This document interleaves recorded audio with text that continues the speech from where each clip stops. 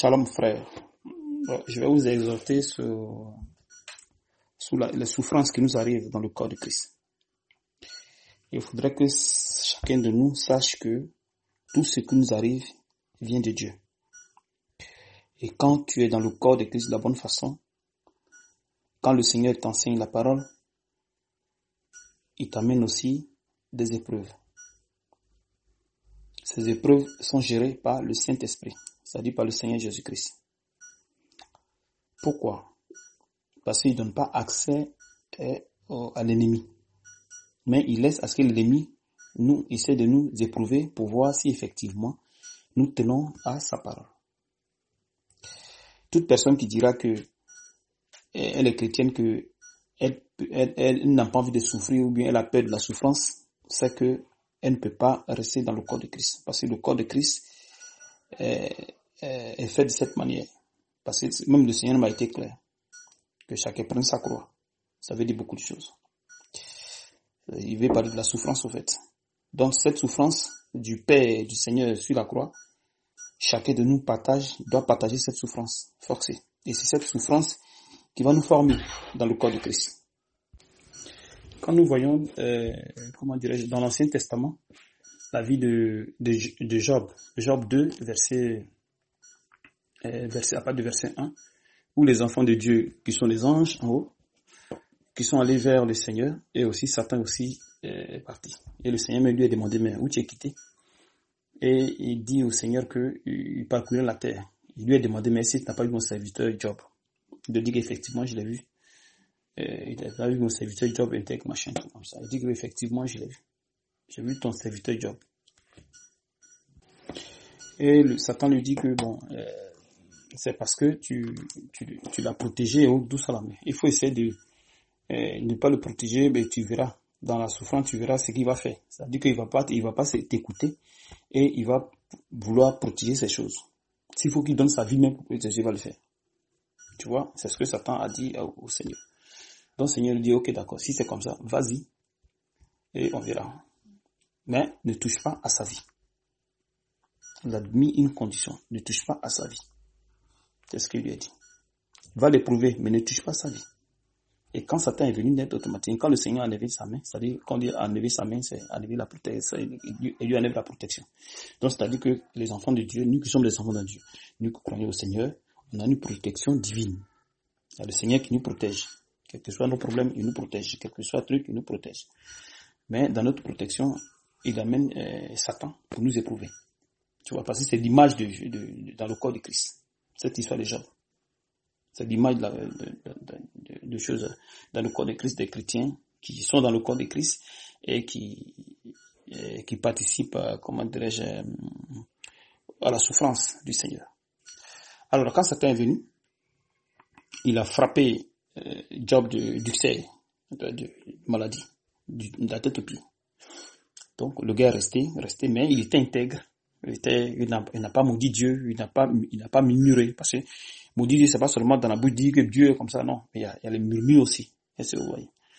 Donc il y a les murmures, mais pourquoi ça m'arrive, pourquoi ceci, pourquoi cela, pourquoi ceci, pourquoi cela. Et quand c'est déjà comme ça, c'est pas déjà une bonne chose.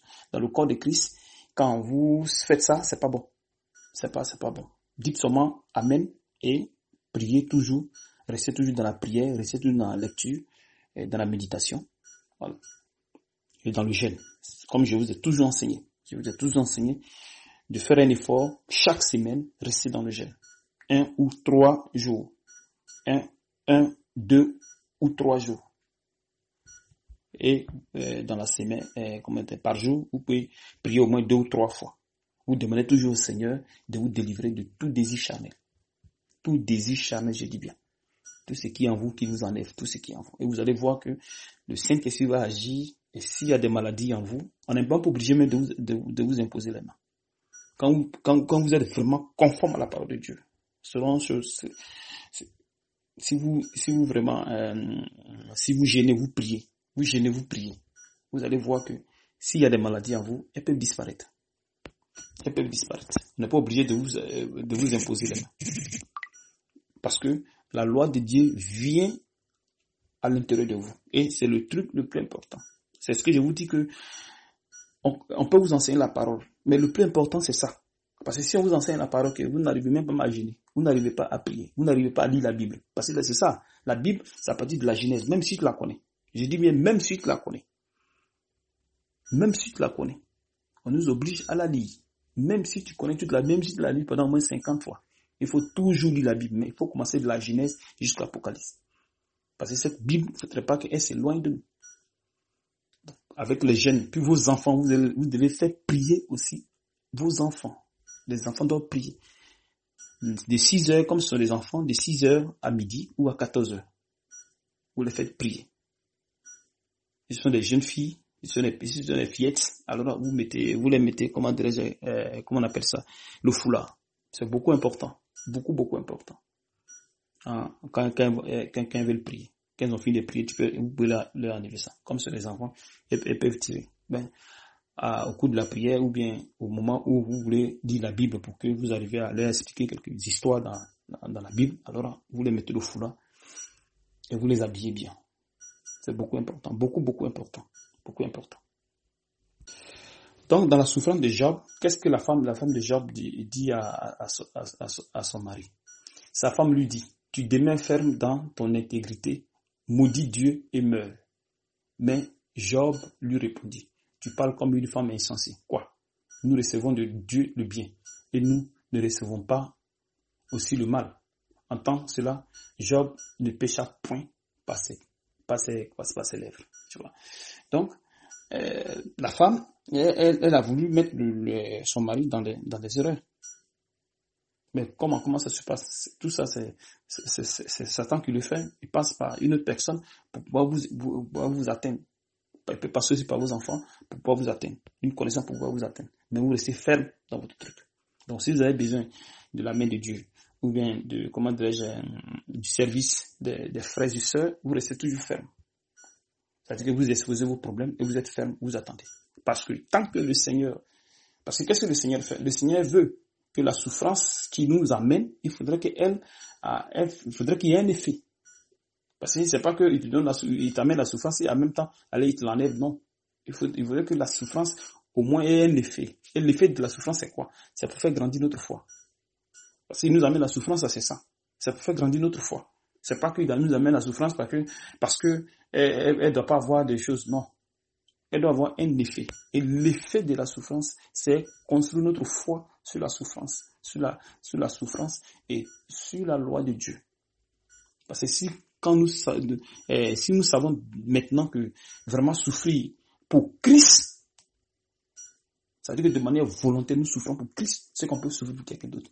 On peut souffrir pour un frère. Mais si on n'a pas appris la souffrance avec Christ, ça sera difficile de souffrir pour quelqu'un. Ça sera très difficile. Donc, le Père nous fait souffrir afin que nous arrivions à apprendre à souffrir aussi pour des personnes. C'est beaucoup important. Il faudrait que vous le sachiez. Et dans la souffrance, nous prions, nous gênons, nous faisons tout. Ce n'est pas parce que tu souffres, ce n'est pas parce que tu es malade, ce n'est pas parce que tu n'as pas à manger que tu ne veux pas gêner, prier. Non. Ça, enlevez ça dans votre esprit.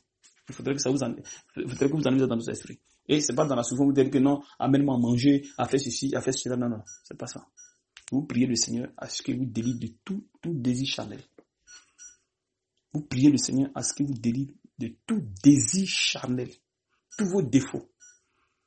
Même si vous n'avez pas même encore le défaut. Tout ce qui est défaut sur l'homme, tout ce qui est péché sur l'homme, vous lui demandez de vous enlever. Parce qu'il y a des désirs qui sont cachés dans le corps que vous ne savez même pas.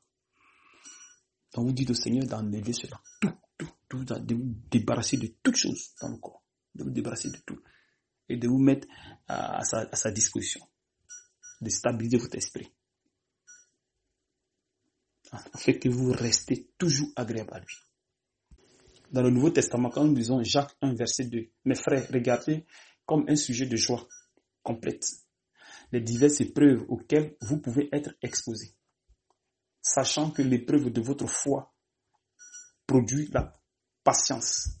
Tu vois? Ça veut dire que cette histoire des trucs-là, l'épreuve de notre foi produit la patience. Mais il faut que la patience accomplisse parfaitement son œuvre, afin que vous soyez parfaits et accomplis. sans faille en rien. Donc, c'est-à-dire les souffrances qui nous arrivent, c'est pas pour rien. Les souffrances ont un but. C'est pas qu'on souffre parce qu'il faut souffrir. On souffre pour quelque chose. Donc, si quelqu'un dit qu'il ne peut pas souffrir, là, c'est problème. Si quelqu'un veut s'imposer en disant que non, j'ai pas envie de souffrir, c'est que c'est faux. C'est que c'est faux. Parce que quand tu viens dans le corps de Christ, il t'a mis les souffrances. Mais les souffrances sont gérées par le Seigneur.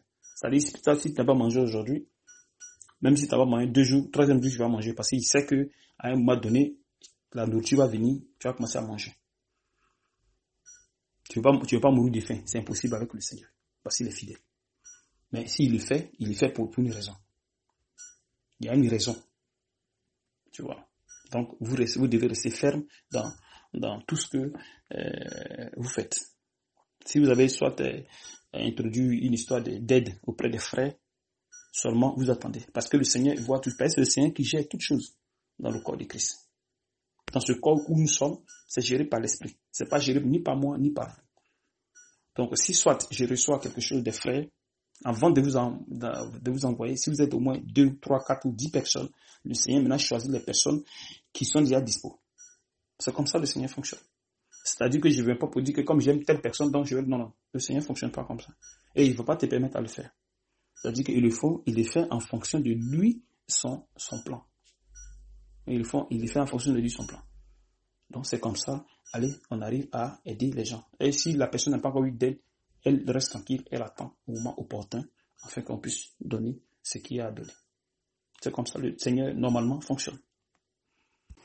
Maintenant, 1 Pierre 5, verset 6, il dit, humiliez-vous, donc sous la puissance même de Dieu, afin qu'il vous élève au temps convenable.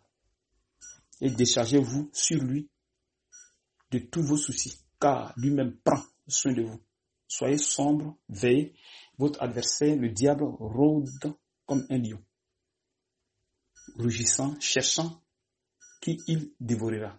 Résistez-lui avec une foi ferme, sachant que les mêmes souffrances sont imposées à vos frères dans le monde. Donc, vous voyez que la souffrance nous sont imposées. Les souffrances sont imposées aux frères et sœurs pour un but. Pour un but. Et s'humilier devant le Seigneur, c'est quoi? Il dit il faut s'humilier devant lui. De tous nos soucis. C'est-à-dire, on s'humilie devant de tous nos soucis, afin qu'il nous élève au temps convenable. C'est-à-dire, au temps convenable. Au temps convenable. Donc, le temps convenable, c'est quoi? Le temps dont on parle ici, ça fait pas référence à nous, ce qu'on pense, ou à ce qu'on veut. Non. Mais ce que le Seigneur veut. C'est-à-dire, ce que le Seigneur a prévu comme dans son plan. Donc, s'il t'amène les souffrances, il sait à quel moment il va t'amener le secours. Il sait à quel moment il va t'amener le secours, afin que cette souffrance-là arrive à construire, et afin que cette souffrance ait un effet. Parce qu'il ne peut pas amener la souffrance parce qu'il va amener la souffrance. Quand il amène la souffrance, c'est pour quelque chose. Il n'amène pas la souffrance parce que, par plaisir, il amène la souffrance. Non. Il amène la souffrance pour quelque chose. Parce qu'il faudrait que ta foi soit construite. Il faudrait qu'elle soit construite. Donc c'est pour ça qu'il nous amène les souffrances. Pour qu'on résiste à la souffrance. Parce qu'il peut arriver quelque chose, une guerre, quelque chose, et puis tout peut nous arriver. Et si on ne peut pas manger 2 ou 3 jours, qu'est-ce qu'on fait? Puisqu'on est habitué à jeûner, 1 jour, 2 jours, sans manger, on est tranquille, avec les enfants, tranquille, parce qu'on est habitué aux enfants, à la souffrance, aux jeunes, à toutes ces choses. Et se voit. Donc, que ce soit même les bébés, parce que si les bébés gênent, donc vous devez aussi apprendre aussi à gêner aussi, à faire gêner aussi les enfants. Même s'ils sont bébés. Ils doivent aussi gêner. C'est comme ça le corps de Christ. Et arrivé au moment donné, maintenant, tout cela va passer à ce que maintenant on vive maintenant comme le Seigneur le veut. Mais tant qu'il y a la souffrance, on doit accepter la souffrance. On ne dit pas qu'on ne peut pas demander, on peut demander, mais quand vous demandez, vous attendez, parce qu'il faudrait que la souffrance arrive à manifester ce qu'il y a à manifester. Parce que ça a un but au fait. Et c'est au fait. Donc, je sais que c'est pas facile, les frères. Mais je sais que c'est pas facile. Mais, vraiment, qu'on demande au Seigneur de nous aider. De vraiment nous aider. Parce qu'il peut y avoir des maladies. Il peut y avoir plein de choses. Parce que si les maladies vous arrivent, c'est pas pour rien. un frère peut, un conducteur peut prier pour vous et le Seigneur peut vous guérir après. Pourquoi? Parce qu'il veut que cette souffrance que tu vis actuellement là, il faudrait qu'elle arrive, il faudrait qu'il y ait, un effet. C'est ça le problème. C'est ça que le problème. Est-ce que vous voyez? C'est pas parce que quelqu'un souffre ou bien est malade maintenant qu'on peut, en même temps, elle peut guérir. Elle peut guérir, elle dit pas non. Mais elle souffre d'abord. C'est comme ça le Seigneur fonctionne. Puis elle guérit après. Tu vois bien. Donc, les gens qui courent, même dès que la personne est malade, même qu'ils courent vers les médecins pour aller prendre un médicament, ceci, c'est cela, je pense que vous devez faire preuve de patience avec le Seigneur. Preuve de patience avec le Seigneur. C'est comme ça le Seigneur fonctionne. Preuve de patience avec le Seigneur. Preuve de patience avec le Seigneur. C'est beaucoup important. Beaucoup important avec le Seigneur. Beaucoup important. Que Dieu vous bénisse.